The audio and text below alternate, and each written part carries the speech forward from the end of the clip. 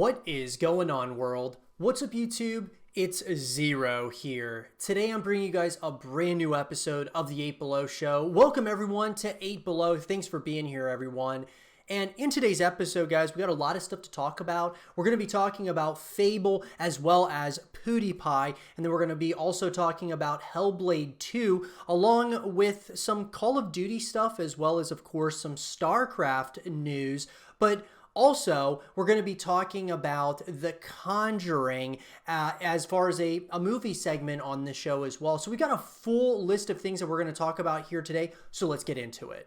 So Fable, guys, a very popular IP that hasn't really seen the light of day in quite some time. We've really gotten, 3 Fable games up to this point, and they're very coveted, and people absolutely love Fable who have played it before. But they've been waiting and waiting for a sequel, and myself included, I've always wanted to see a continuation of the Fable franchise.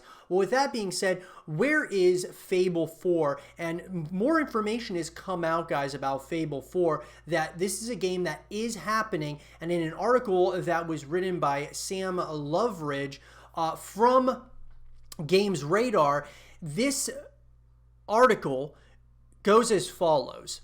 Fable 4 is happening. It's story-focused and everything else we know so far. So prepare to return to Albion in Fable 4 by learning everything we know so far about the rumored title. So obviously, guys, at this very point, Fable 4 is rumored, but there's been a lot of leaks that have come out basically stating that Fable 4 is going to come. The thing is, man, what has taken them so long to make this game, to make Fable 4?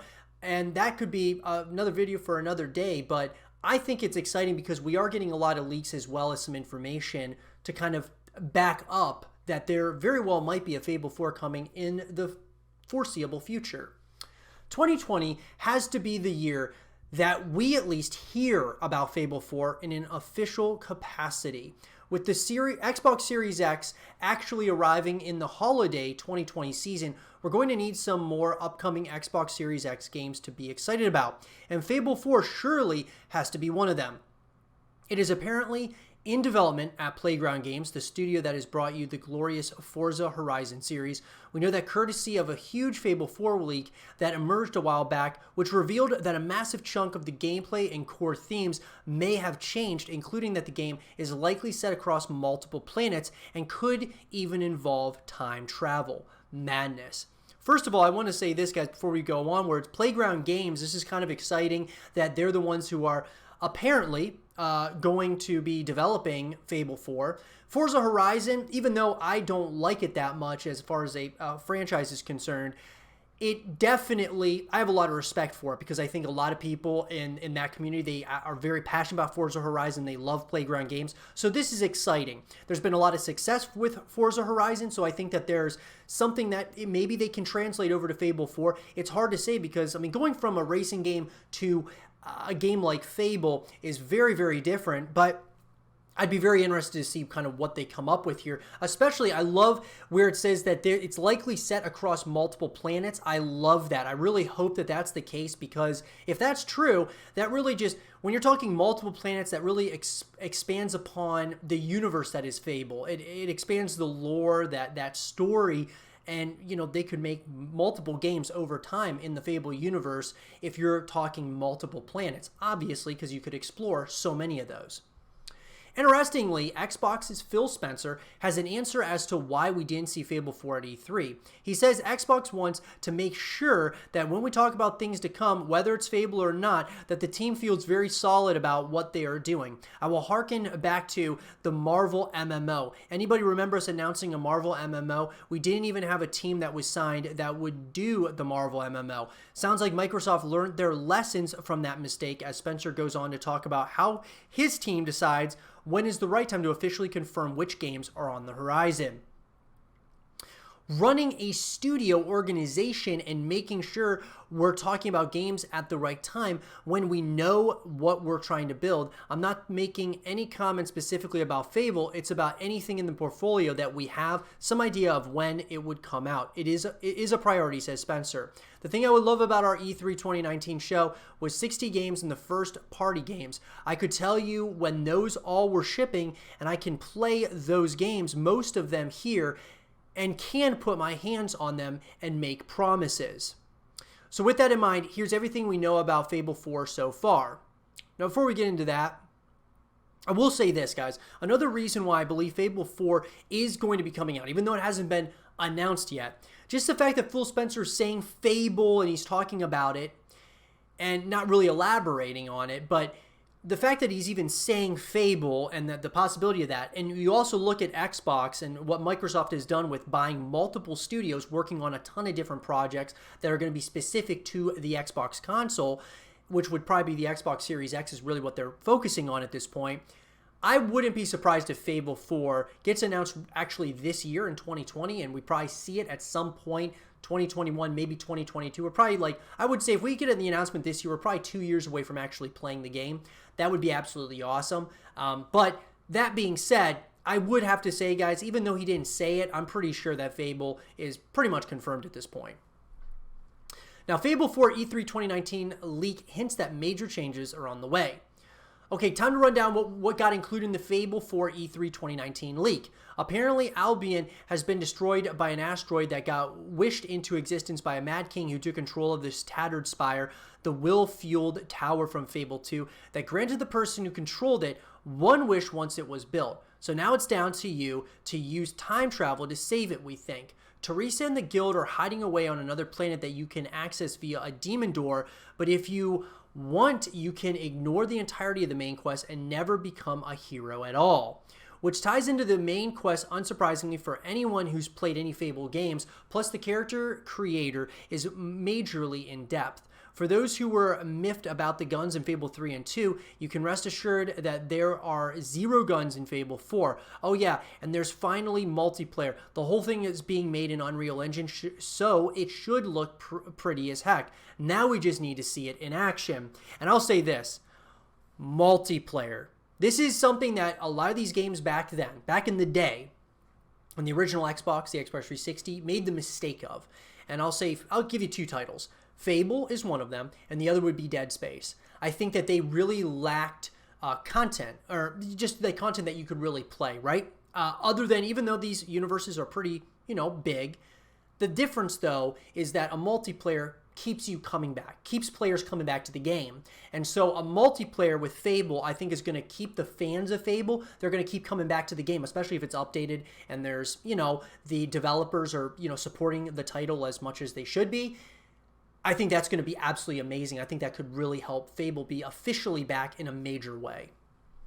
Perhaps this leak should come as no surprise, as in January this year, Eurogamer managed to get a scoop on the fact that Fable 4 actually exists, but won't be made by Lionhead. According to the report, which comes from sources close to the project, the next Fable is in the works by another UK-based developer, Playground Games. Earlier this year, the studio, which has made its name by creating the Forza Horizon series, recruited more developers for its new second office in Learnington Spa, with the aim of creating a team of around 200 to work on Fable 4.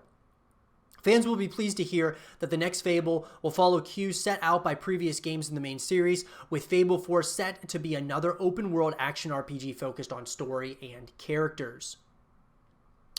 So, the Fable 4 rumors don't stop there enough. Eurogamer's report... don't stop there, though. What was I saying? Eurogamer's report was backed up by an Xbox Live API leak that emerged a little earlier this year, which suggested that a Fable game with the codename Wisdom is in the works, again by a UK developer. A former Lionhead lead engine programmer, Don Williamson, also posted on Twitter that he knew a UK studio was working on Fable 4. He stated he thought the choice was interesting, but later deleted the tweet. WCCF Tech managed to capture the tweet, though, which read, okay, having no inside information, I totally know who's building Fable 4 now. Interesting choice. So pretty much, guys, it's essentially confirmed at this point, Fable 4, like I was saying a little earlier. It's basically confirmed. We just got to wait to see, like, some form of, like, I guess a trailer or something to officially confirm it, or official confirmation from Xbox. He later replied to another user who asked whether the studio was based in Brighton, another UK locale, but he said there wasn't a studio capable of the task in that area. The Fable 4 release date is probably a long way away. Now, it's looking increasingly likely that Fable 4 will get an official E3 2019 announcement, which obviously, guys, that did not happen. We're already in 2020. So it did not give us, we weren't given an official E3 2019 announcement. The Xbox is struggling a little with exclusives nowadays beyond Sea of Thieves, Crackdown 3, and a handful of indie titles, so it would be a huge boon for gamers to know that something else is en route. First of all, Sea of Thieves, Crackdown 3, the big one that you're missing, though, is Gears of War, obviously, so Gears 5. But sure, you could say Sea of Thieves and Crackdown 3. Will there ever be a Fable PS4 release? Now, here's something we're definitely sure of. You're never going to play Fable 4 on PS4. The IP is owned by Microsoft, and because of that, you can put all of your money on the fact it'll be exclusive to Xbox One and PC when it does eventually arrive. I 100% agree with this. The original Fable creators have mixed feelings about a sequel. Seeing as the original team behind Fable is no more, it's understandable that the folks behind the original series have some concerns about a sequel being made by an entirely new team. I have slightly mixed feelings, said Fable co-creator Simon Carter in an interview with Eurogamer. On the one hand, it's great for the UK games industry and very pleasing that Fable isn't dead. Indeed, it will be lovely to play one as a punter without coming out in hives. On the other, it is a little curious to get rid of the team that is uniquely expert in making Fable and then try and make Fable. Fable is a weird game and a tough one to deconstruct for a new team. That said, the team in question is very talented. I'm sure they'll do a fantastic job. So I agree with what Simon Carter's saying as well. When we look at this, the team in question, right, Playground Games, they are obviously very talented at what they do. But going from Forza to Fable is two completely different realms. And I'm not saying that they don't know what they're doing, but I actually honestly think that Playground, I don't know if they're going to knock it out of the park with Fable 4. I think that maybe Fable 5, if that were to ever come out, once they get their footing somewhat. I think when you look at any new studio that comes in to start working on a game like the Coalition with Gears of War or 343 with Halo, it usually takes at least one game, maybe even multiple games, to really get it right. And so we're just gonna have to be patient with the Fable franchise. Just be thankful that it's coming back at least. And I'm sure they're gonna try to stay as true to the roots of the game as possible. Microsoft has always believed in the Fable IP. In early 2017, long after Lionhead closed, Xbox boss Phil Spencer actually tweeted that he thought the Fable series still had potential. That was about the time that people started to speculate that there might be a little glimmer of hope for Fable 4. It wasn't exactly evidence back then, but in light of the new information from the various reports, it certainly adds a little more official weight to all the Fable 4 rumors. What we want to see from Fable 4, so this is more like personal opinions. One of them, make combat more epic, but also more personal. Give the dog a bigger role. I can agree with that. Make all your decisions matter. I don't really agree with that one. What they say is original Fable creator Peter Molyneux famously always had grand visions of what Fable's morality system could be, but in reality, the gameplay never quite lived up to expectations or promises. Hopefully, with the power of Xbox One X and PC, we could see the morality system and overall decision-making get a decent overhaul for Fable 4. It would also help if your clothing choices weren't just cosmetic either. Yes, your morality changed your appearance, especially in terms of skin, but your clothes had no effect on your character's attributes or playstyle. Maybe in Fable 4 they could. So games that make your decisions matter, as far as like when you make a decision in a game, it can kind of like change the ending and such. I like those to a degree, but all in all, I like it when I play a game, a lot of times I don't like playing that campaign over and over and over again. Usually, for me personally, I like playing the campaign one time through. I may play it twice on a harder difficulty, but I'll play it one time through casually, and then I like getting into the multiplayer, the co-op modes if those are there, and things of that nature. I don't necessarily want to keep going back and playing, through a campaign to see, oh, this decision that I make might change if I, do something else or, choose something else. So overall, I personally like just having a linear experience. You make decisions, but nonetheless, it all ends pretty much the exact same way. Enlist another all-star cast. I agree with that. Bring back the mini games. Sure, I would be down with that as well. Keep the silliness. That's a tough one. I mean, keep the silliness. Although it's easy to go a little over the top, we're looking at you, Saints Row. There's a wonderful place that lies between that and being very boring indeed. And that's where Fable has always sat, embracing the silliness, the occasional black humor, and always individually quirkiness. If Playground Games or whoever is making Fable 4 can channel that ethos and charm, it'll help this series continue to stand out from the other RPGs out there. I agree. Don't go over the top like Saints Row or something like along those lines. Keep it within that, don't go. I would almost like them to tone down the silliness a little bit from where it is. I like Fable as a franchise that's, a little more, I would like it to be a little more serious than silly. Let's put it that way.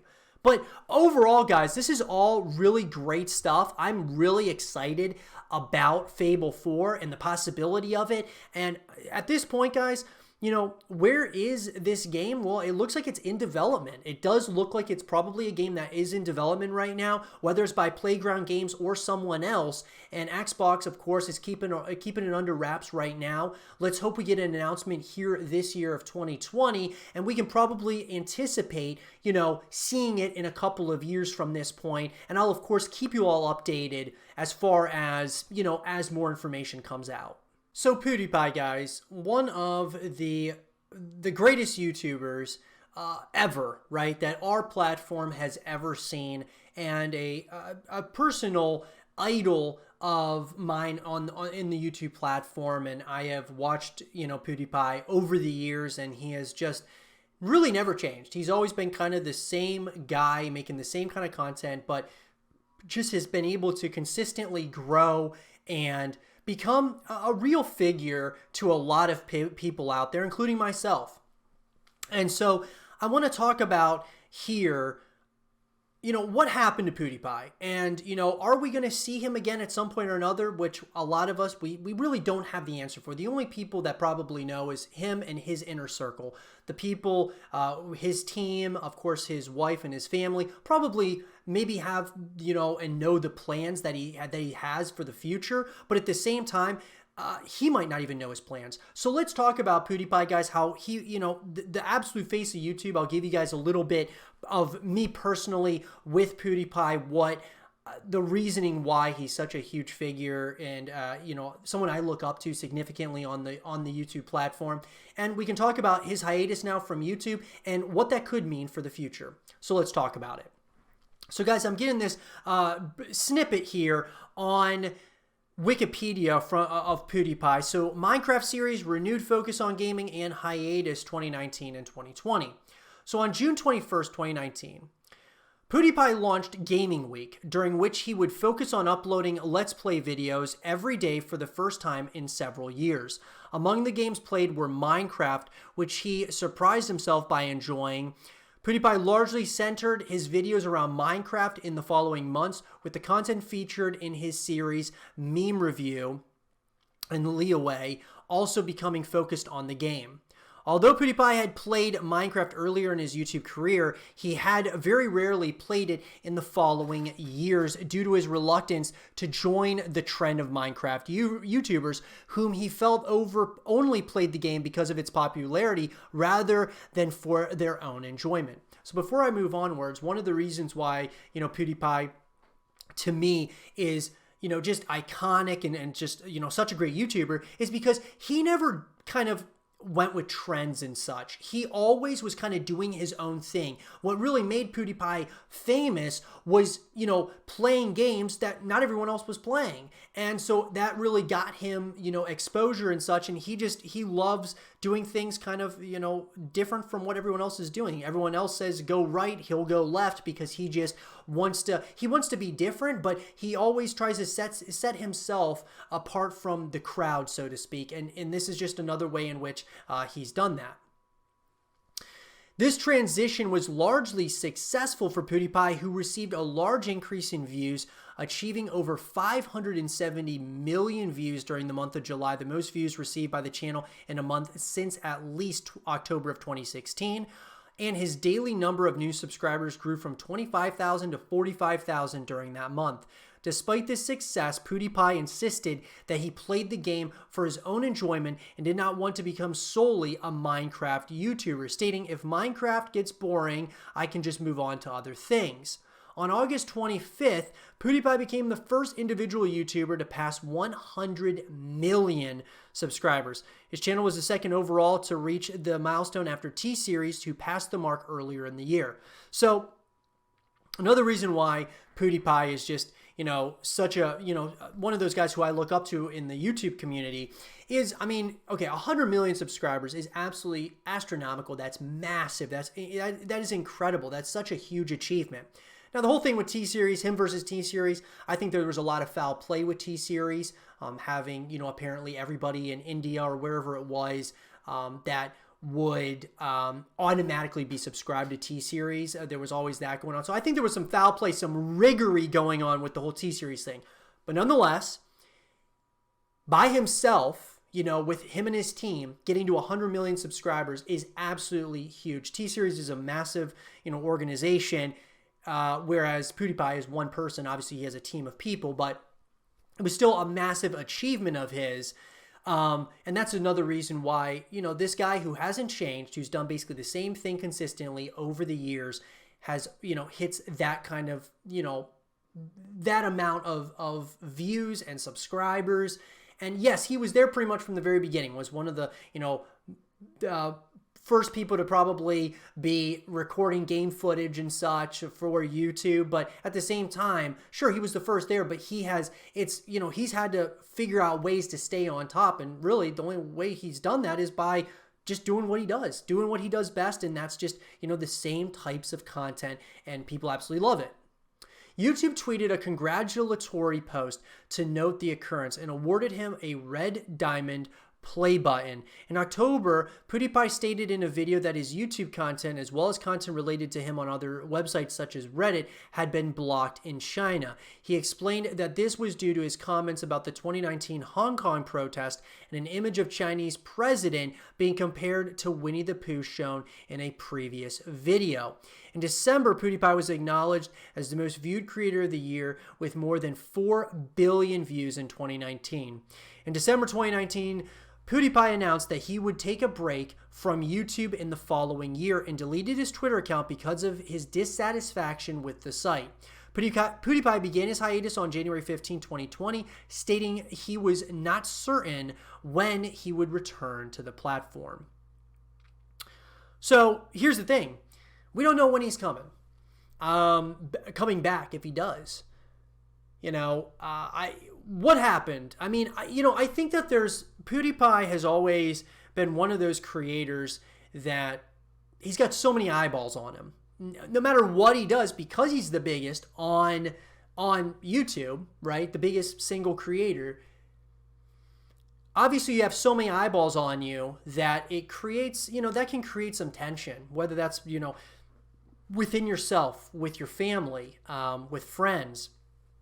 And, there comes a point where I think everyone on YouTube is going to need a break at some point or another. He has created content for so long, and been very consistent with making content.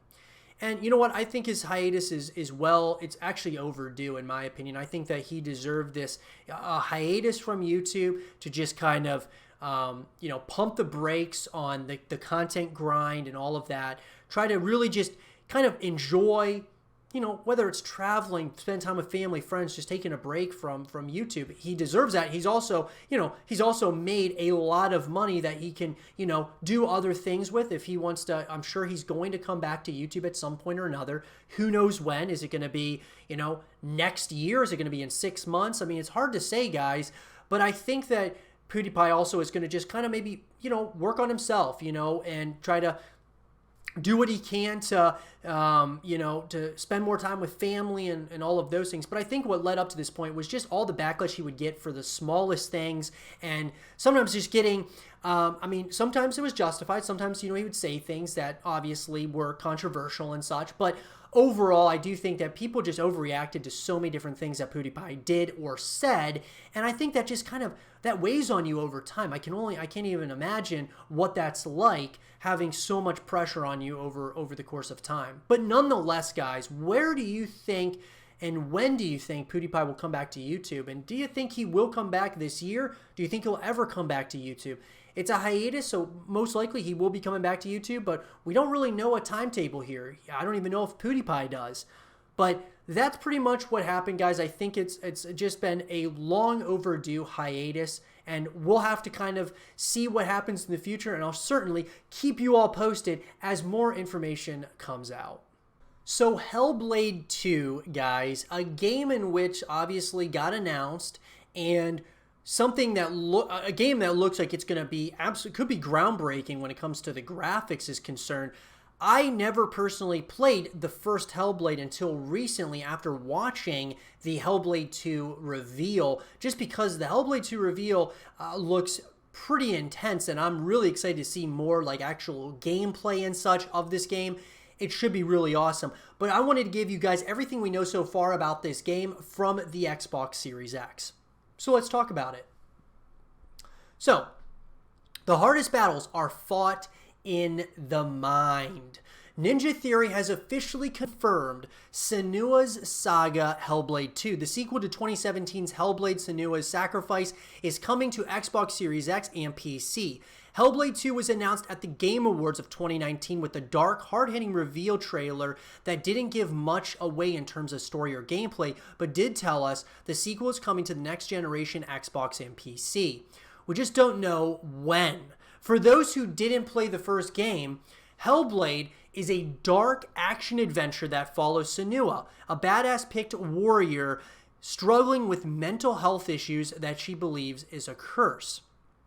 In Senua's Sacrifice, Senua travels through Helheim, the underworld of Norse mythology, in a quest to rescue the soul of her dead lover Dillion from the goddess Hela, all the while battling her own hallucinations and undead warriors who reside there. So right off the bat, you can just tell, just from hearing about the first one, if you've never played it before, I would highly recommend giving it a try, guys. It is a very, it's a very good game. Playing it, I've really enjoyed it so far. I have not completed it yet, but it's a really good game, and it's on the Xbox Game Pass. If you have Xbox Game Pass, I would just recommend giving this one a try. It's pretty good. It's been 3 years since we've traversed the depths of hell, and we're ready to undergo another twisted quest. So we've gathered everything we know so far about Senua's Saga Hellblade 2, and the release date, obviously, we aren't sure when it's going to come out, but we're going to give you, kind of speculate here a little bit, guys. So Senua's Saga Hellblade 2 is surprisingly announced at the Game Awards 2019 with a heart-pumping reveal trailer. The announcement told us that Hellblade 2 is coming to the next generation Xbox Series X as well as PC, but it didn't actually reveal a release date. However, knowing that Xbox Series X isn't releasing until late 2020, sometime between October and December, tells us that Hellblade 2 won't be about until after that date. It's one of the first confirmed Xbox Series X games, but Microsoft didn't refer to it as a launch title, suggesting it will launch a few months after the new Xbox. That would put Hellblade's 2 release date in either December 2020, we're predicting Series X with release in November 2020, or quite possibly in early 2021. So Senua's Saga Hellblade 2 trailers. Obviously, we got the the official trailer. We're gonna be kind of awaiting the gameplay trailers, obviously. Some of the news and rumors about it, though, guys, reveal at the Game Awards 2019, Ninja Theory officially announced the newest saga, Hellblade 2, at the Game Awards 2019, revealing the sequel will come exclusively to Xbox Series X and PC. Now, what about the story? We don't actually know anything about Hellblade 2's story yet, but from the trailer, it seems to be much darker than its predecessor. The trailer shows pagan rituals, breathtaking landscapes, limbs hanging from archways, and a few battle sequences. There's also some hints towards Vikings, which would make sense given the time period, but this is speculation and we remain largely in the dark. I agree with this, though, that it looks like it's going to be darker than the first one. Looks pretty dark, but it looks like they're kind of, they're going to try some things. They're doing a little bit of some edgier content here with obviously having, those pagan rituals, which it looks like, and, limbs hanging, from archways and things of that nature. Really is going to kind of traverse the world. You're going to really, when you go in there, man, it's going to probably be a pretty graphic game, kind of like a Last of Us kind of feel would be something that I would kind of maybe compare it to. Our first taste of next gen. It's claimed that the breathtaking trailer for Hellblade 2 is made real-time and in-engine on the Xbox, on the Series X. This would mean that visually, we could maybe expect to see these levels of visuals in-game on the Series X. However, as Digital Foundry points out, there's a few elements that suggest this is not the case. So, look. Overall, guys, I am super excited about this game. I mean, it looks absolutely insane. Like, it looks intense. It does look dark. The landscapes look incredible. Overall, this game is a great launch title with the Xbox Series X. Now, it sounds like we're going to get Halo Infinite. It's going to be like the launch title. There's going to be other games, obviously, that get announced here later this year. But Hellblade 2 getting announced at the Game Awards was unreal, man. I mean, it was I thought they didn't give away too much, kind of like trailers do nowadays, whether you're talking gaming or movies, more so in movies, but didn't really give away too much about the story, gave us just enough to kind of get us interested, intrigued. It got me interested enough till I started playing the first Hellblade. So I would recommend just giving the first Hellblade a try, guys. And this is pretty much everything that we know about the game so far. It's pretty vague overall, but I think we're in for a deep, dark, mind-bendy type of sequel that very well could be graphically groundbreaking on the Xbox Series X. So Call of Duty, guys, one of my favorite franchises of all time, a game and a series, really, that has captivated my imagination, and a game in which I just absolutely love covering on the YouTube channel. I mean, when I always talk about the big three, guys, in my book, right, everyone has their favorite games. My big three are Call of Duty, Gears of War, and StarCraft. I absolutely love those three games, and it's kind of like what I grew up with, I guess you could say. Back I really got into Call of Duty in COD 4, got into the Gears of War, was the first game I ever had or played, came with my Xbox 360, and then StarCraft was the first PC game I really started ever playing. And so when we talk about Call of Duty, talk about a series that has absolutely, no matter what they've done, even though the community has been torn multiple times in different ways, whether we're talking, going from boots on the ground to the jetpack era, back to boots on the ground, you lose people, you gain people. The Call of Duty community, though, is a group of people that just will buy the new Call of Duty every year, regardless of what it is, and that's just the brand value that is Call of Duty. Well, what happened to Call of Duty, guys? Because Call of Duty went through some, and has over the years, and I don't think it's fully recovered at this point yet, as to what happened throughout the course of its history. And so I'm going to go back to really when I started with Call of Duty. I didn't start with Call of Duty 2. I remember when those games were out. Call of Duty, I think it was called the Big Red 1. There was a number of different Call of Duty games that were out. I just never played those ones. I started, guys, with Medal of Honor, Rising Sun on the original Xbox. I got that, as well as Halo 1 and Halo 2. And, a number of other games that I was playing at that time. But Medal of Honor Rising Sun was the first-person shooter game I ever played, and that was on the original Xbox. Call of Duty was not the game that my parents got me. It was Medal of Honor. And so I started there, but really when I came into the Call of Duty scene was in COD 4. And I really didn't get into the multiplayer side of it until, about a year or so afterwards.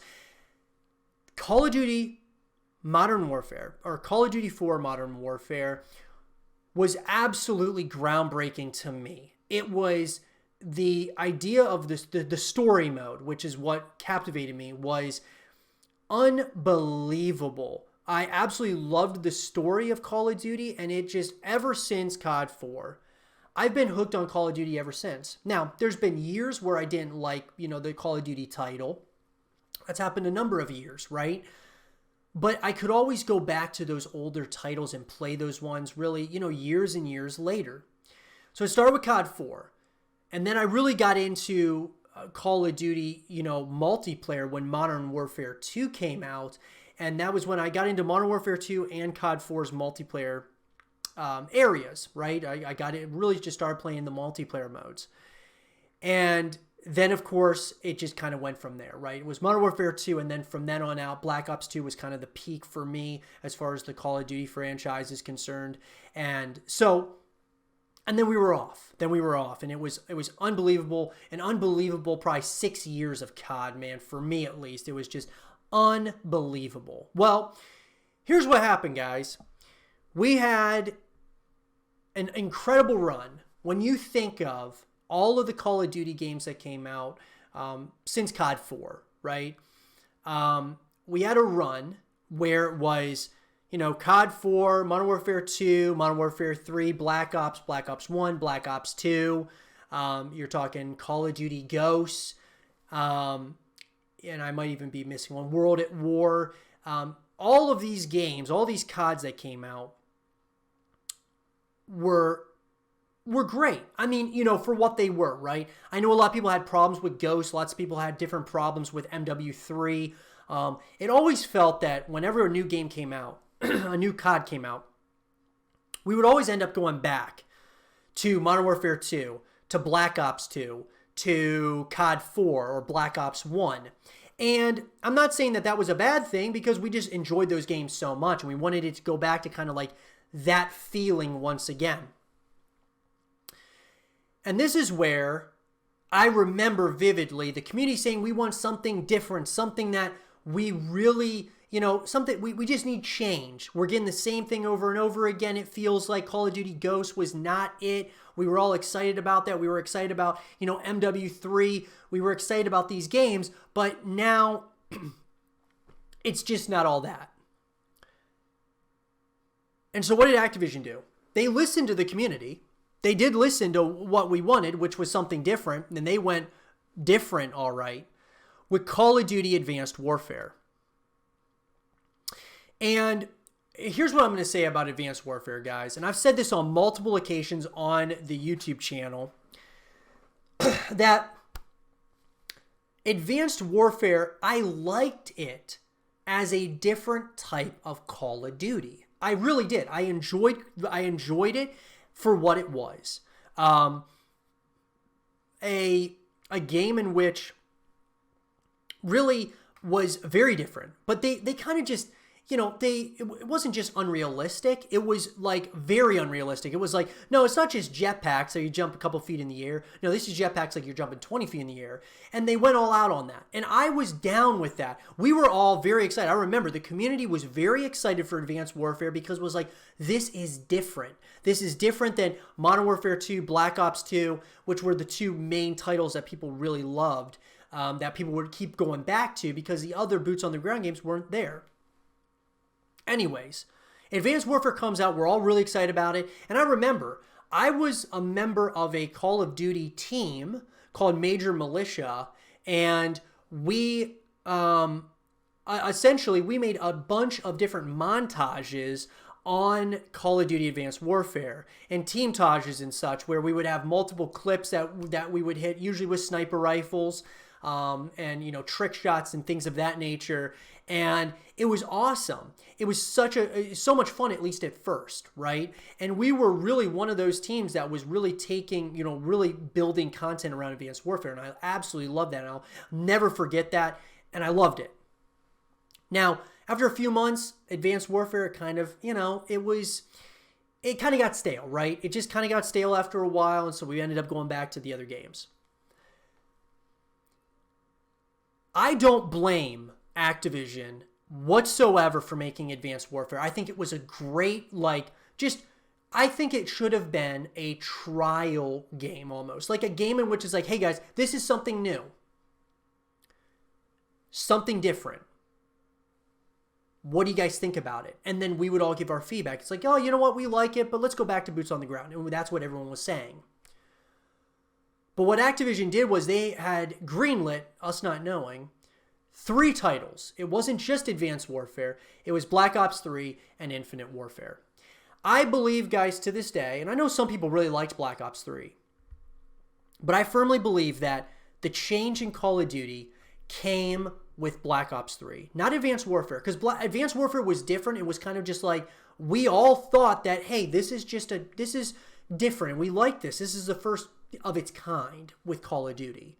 But when you had Black Ops 3, and then you had Infinite Warfare especially, those were the dark ages of COD, in my opinion. Those 2 titles were the dark ages, where it was just, even though Advanced Warfare was great, and I loved playing it for a while, it was just, I don't know, like one of those, it was a game in which, it was cool for a little while, but it just didn't feel like Call of Duty. It felt like Titanfall meets Halo, and you don't really want that. You want a Call of Duty that feels like Call of Duty.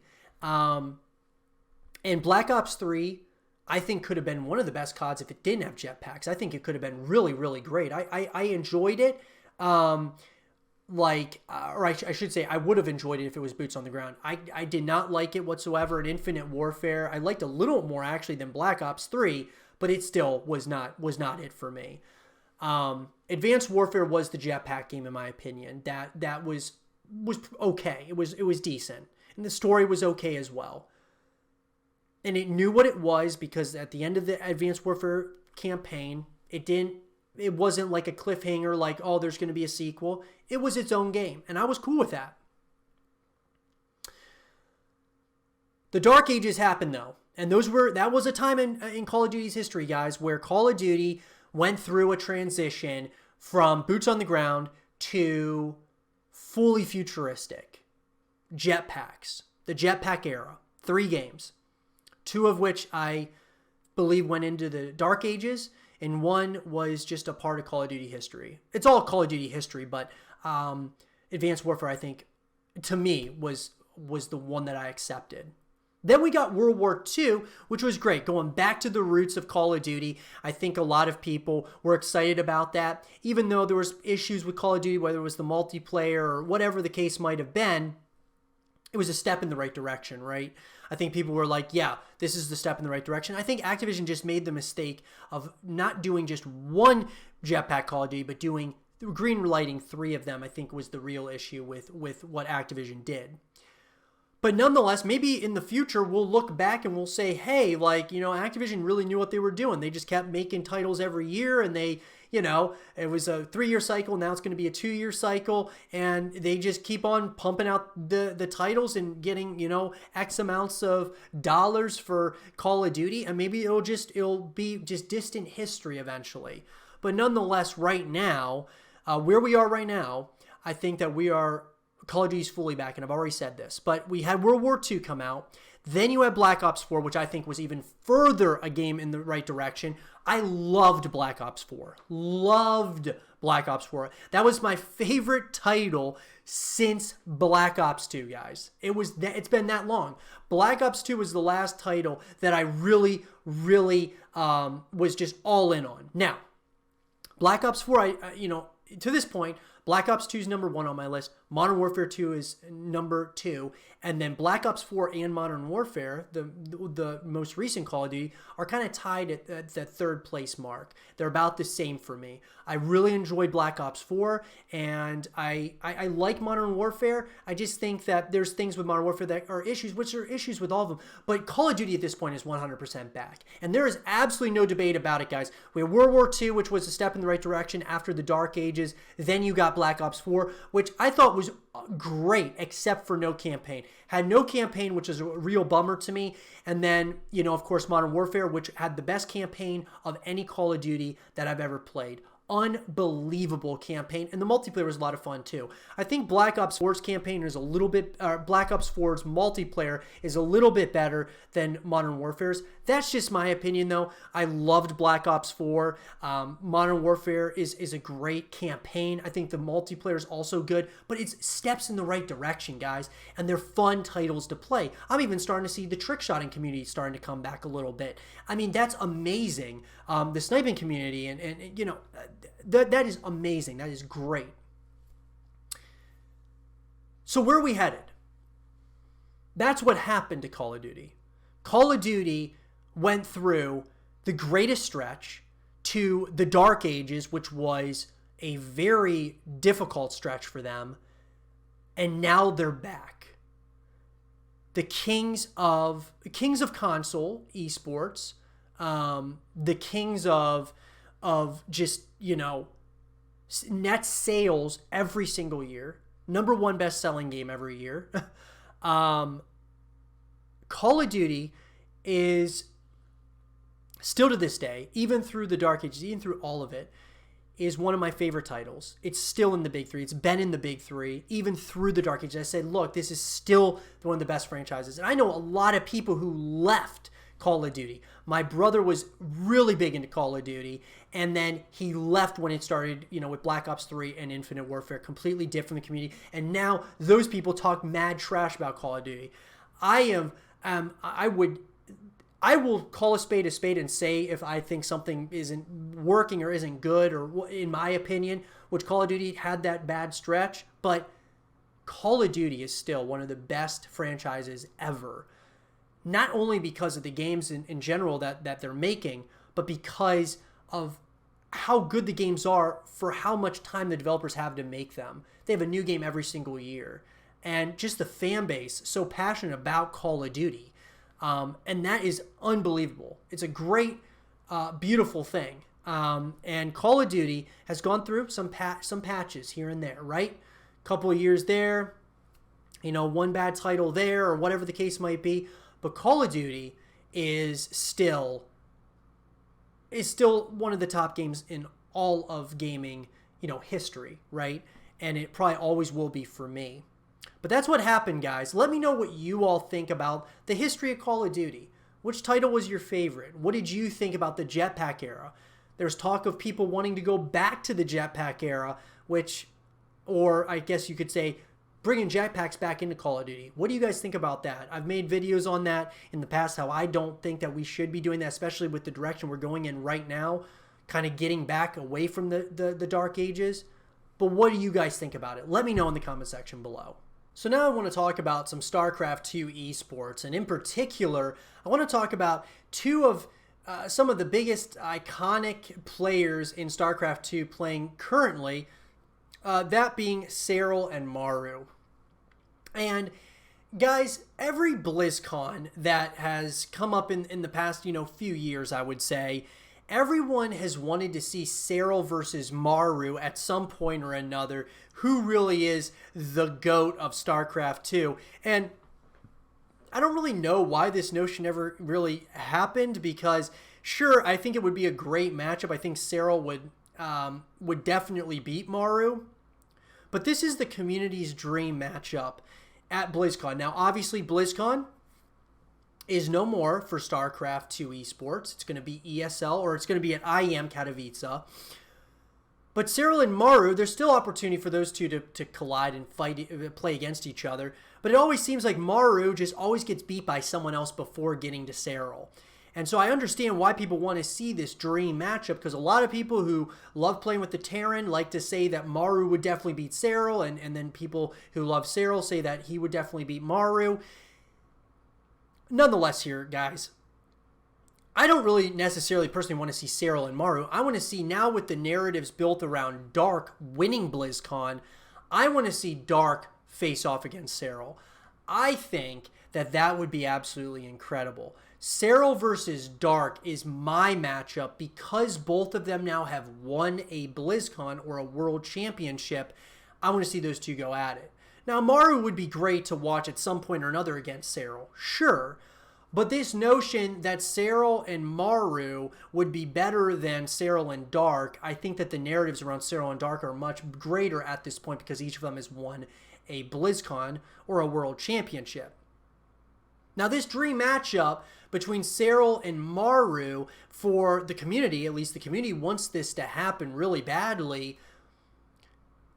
The question that lies is that Maru is a great player. He's an incredible player, but I don't think that he's one of the, he might be one of the greatest Terrans to play ever, but I don't think that you can really be put into a greatest of all time category if you haven't won a world championship. You can win some GSL code, a GSL code S. You can win WCS, Austin or something, but you got to win the big one, which is the World Championship, which obviously now is I Am Katowice, which once again, Maru is going to have an opportunity to do that.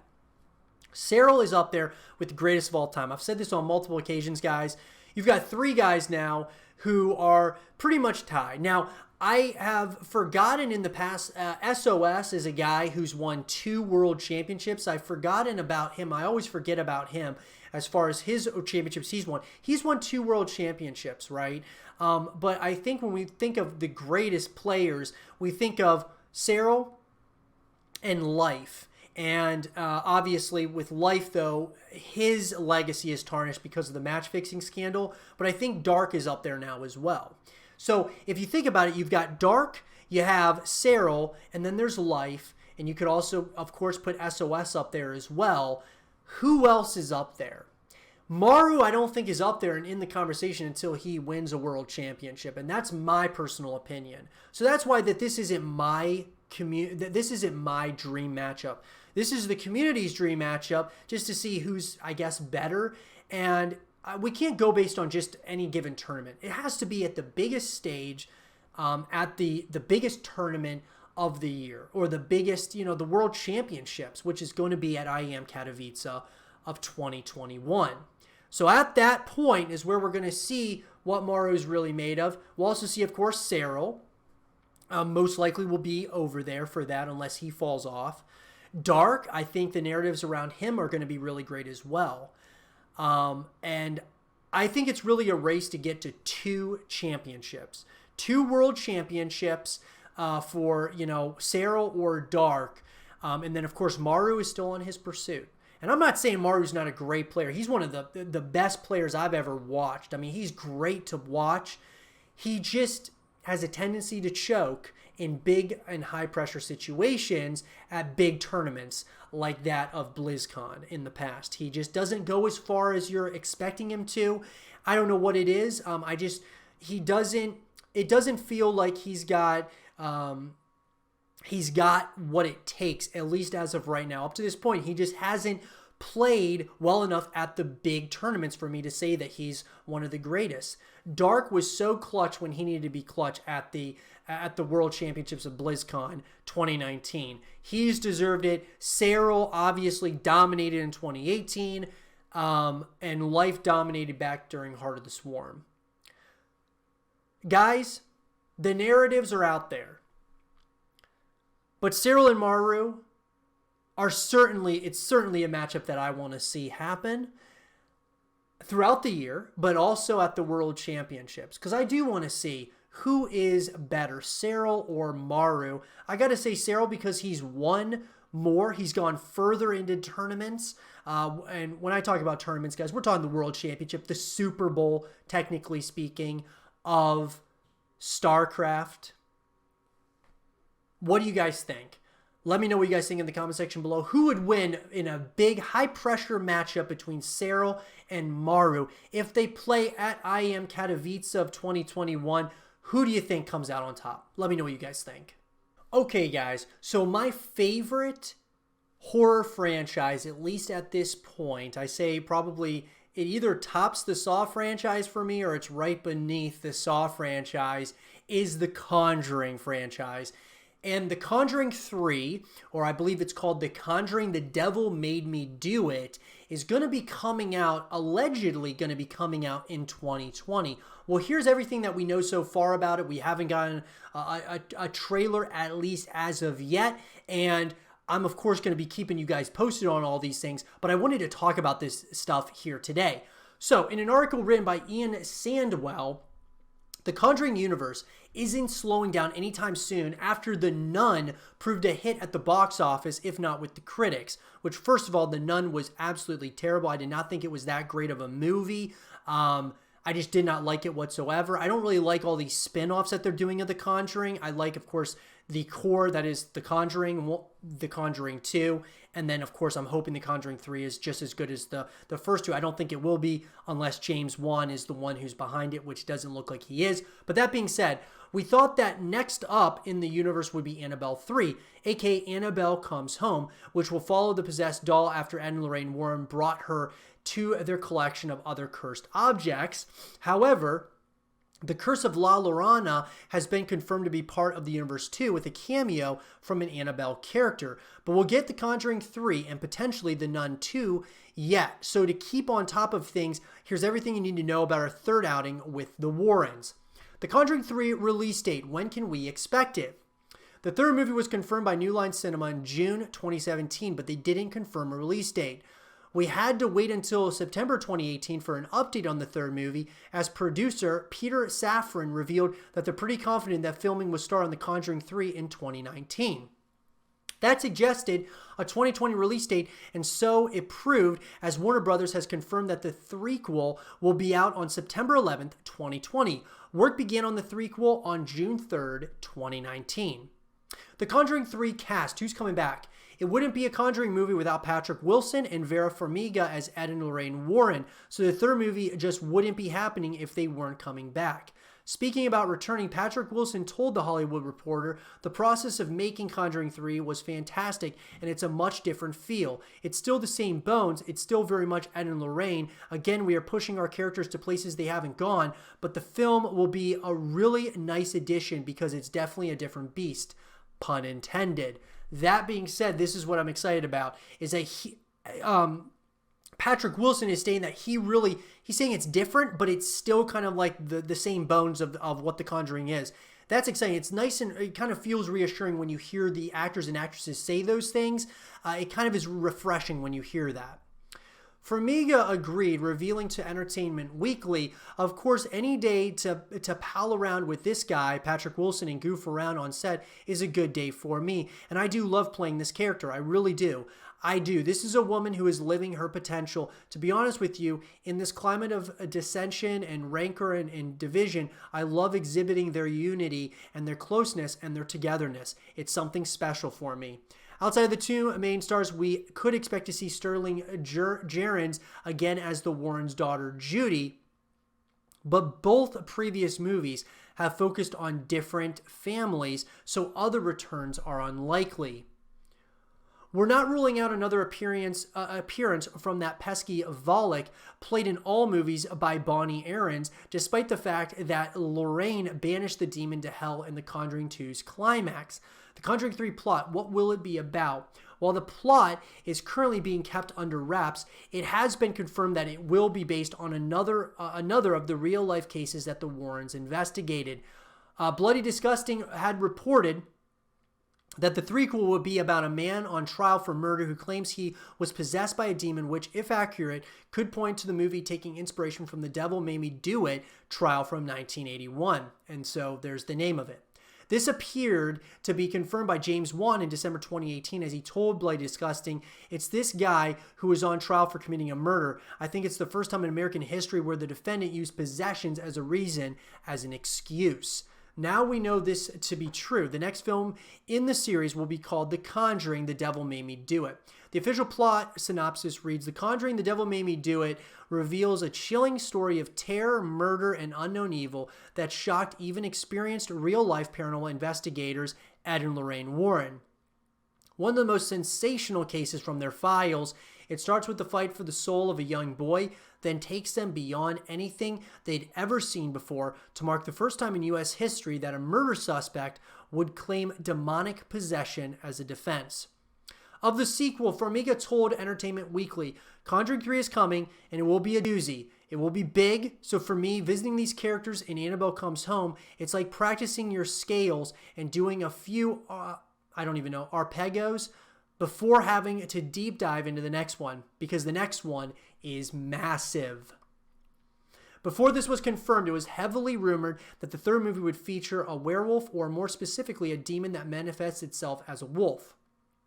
Earlier this year, Farmiga revealed that she thought the third movie had something to do with a werewolf. I could be wrong. They could be scrapping it, she told Metro US. I was given a book by Lorraine and Tony, her son-in-law, who has moved into the Ed Warren position in that family, and there's a book called Werewolf. Whether that werewolf pops up as well, we do know that there probably won't be another haunted house. There are some cases that maybe aren't as well known, but they spent a fair bit of time researching, and we're part of them. Clearly, we can't do another haunted house movie, right? We can't do another supernatural possession in a house with a family in peril, right? Producer Peter Safran told Joe Blow. The Conjuring 3 director is James Wan back. James Wan, guys, did the first two Conjuring movies. He did the first Conjuring, and then, of course, the second one. The Conjuring, despite directing the first two movies, James Wan won't be directing the third outing, but he will be producing it through his Atomic Monster production company. Instead, directing duties have fallen to Michael Chavez, who directed The Curse of La Llorona, which Wan also produced, so Conjuring connection with that movie makes total sense. David Leslie Johnson, the co-writer of The Conjuring 2, as well as Orphan and the Nightmare on Elm Street reboot, has been confirmed to write the new movie. Johnson also worked with Wan on a rewrite of Aquaman. So, as far as the Conjuring 3 trailer, any new footage? Nothing as of yet, but with the 2020 release date confirmed and filming having taken place, it's only a matter of time. Conjuring 3 is out in cinemas on September 11th, 2020. So here's the biggest thing, guys. The biggest bummer to me is that James Wan isn't going to have his handprint on this. He even said in the past that after he did The Conjuring 2, he had stated that he wanted to scare the world one more time before moving on, into Aquaman and doing, superhero movies and other stuff away from horror. I hope he comes back to horror because he's pretty much one of the best ever at creating horror movies, in my opinion, that being like Insidious and Saw and The Conjuring and, just creating these incredible franchises. That's the only thing that I'm worried about with Michael Chavez. Even though The Curse of La Llorona was okay, him directing the new Conjuring and him being the one who's taken, grasp of the of this, franchise that we all love so much, I am a little bit skeptical about it. I'm skeptical about The Conjuring 3 for that particular purpose. But James Wan being producer is good, but, it's totally different if he's actually the director. But that being said, guys, what do you all think about The Conjuring 3 or The Conjuring The Devil Made Me Do It? Are you guys excited about it? Let me know what you guys think in the comment section below. And with that being said, everyone, I hope you guys did enjoy this episode of the 8 Below Show. And if you guys did, leave a thumbs up, subscribe if you're new, stay positive, and as always, I'll talk to you guys all in the next one. Peace.